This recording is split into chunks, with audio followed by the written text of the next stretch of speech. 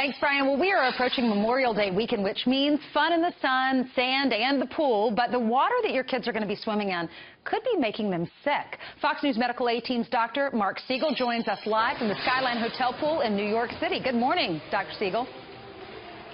Good morning, Ainsley. You know, from the ages of 1 to 4, the #1 cause of accidental death is drowning. This is a huge, huge problem.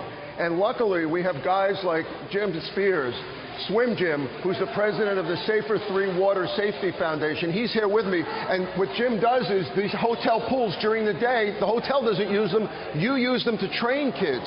This is really, really important. First thing is the first S is water safety. How do you keep the water safe, especially when the Centers for Disease Control is now saying that 80% of the water is filthy? What do you do? Well, the Safer 3 has 3 responses like you were talking about. And so if you're worried about the CDC type idea, you want to make sure the pool is clear and you can see the drain very visibly. You want to make sure there's plenty of chlorine in the pool, a 1.0 to a 3.0 parts per million, but not above a 5.0 and not below a 1.0. Chlorine will kill most issues in the water. Now, the second one is safer people. What age can you start to train children to swim?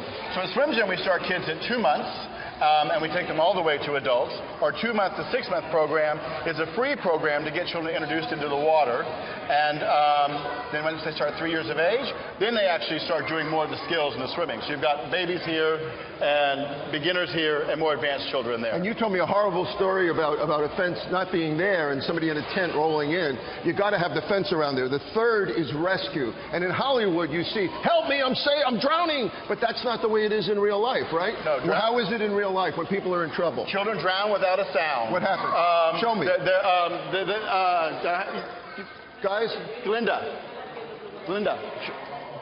Show us. Jerome. Yep. No sounds. Their head is down. No sounds. Their head is down. She's got to throw it out to her.